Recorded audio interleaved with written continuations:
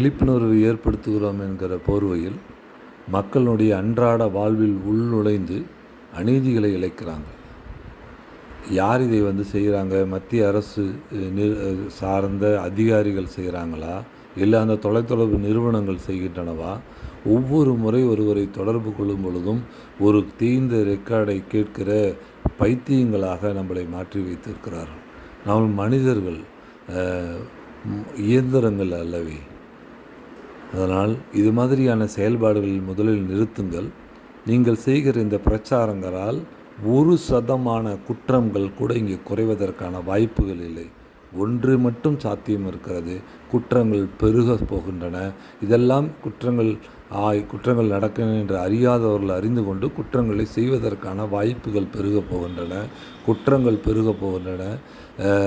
மக்களை ஏமாற்றி பிழைக்கிறவர்கள் நலமாக வாழ்கிறார்கள், இங்கே வாழ்வார்கள். நாளை இன்னும் அதில் பல மக்கள் சேருவதற்கான வாய்ப்புகளும் சாத்தியக்கூறுகளும் சுற்றுப்புற சூழலியலும் மிக அழகாக இங்கே கனிந்து வந்திருக்கிறது. குற்றம் இழைப்பவர்களுக்காக சாதகமாக, அவர்களை கொழுச்சுவதற்காக. இங்கே உழைத்து வாழ்கிற மக்கள், உழைத்தால் நீ முன்னேற மாட்டாய், உழைத்தால் இங்கே முன்னேறுவதற்கான வாய்ப்புகள் இல்லை என்கிற வார்த்தைகளும் சொற்றொடர்களும் இங்கே மிக அழகாக புழங்கி வருகின்றன. உழைக்கிற வேலையை செய்கிறவனை இழிவாக பார்க்கிற சமூகம் இங்கே பெருக்கெடுத்து ஓடிக்கொண்டிருக்கிறது. உழைப்பவனை கீழ்த்தரமாக நடத்துகிற சமூகம் மிக அழகாக உருவாகி வருகிறது. இப்படி ஒரு பதிவு செய்யப்பட்ட செய்திகளை ஒவ்வொரு முறையும் இந்த மக்களை கேட்க செய்து அவர்களை மேலும் துன்புறுத்தாமல் முதலில் அதிலிருந்து இந்த மக்களை விடுவியுங்கள். ஒவ்வொரு முறையும் ஒரு 10 முறை நான் ஒருவரை 10 நபர்களை நான் தொடர்பு கொள்கிற பொழுது 10 முறை கேட்கிற பொழுதும் நான் பைத்தியமாகிற நிலையை உணர்கிறேன். முதலில் அதில் எல்லா மக்களையும் அதிலிருந்து விடுவியுங்கள். நீங்கள் எல்லோரும் புண்ணியம் செய்தவர்களாகுவீர்கள்.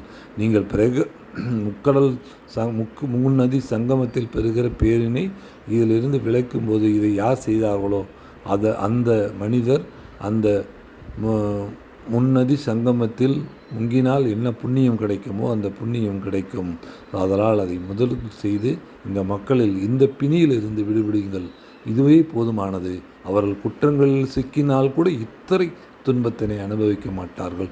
யாரேனும் ஒருவர் சைபர் அரெஸ்டிலே சிக்கினால் கூட இவ்வளவு துன்பம் அவருக்கு கிட்டாது. இது இந்த இந்தியாவில் இருக்கிற எல்லா மக்களுக்கும் கிடைக்கிற மிகப்பெரிய ஒரு சைபர் அரெஸ்ட், அல்லது ஒரு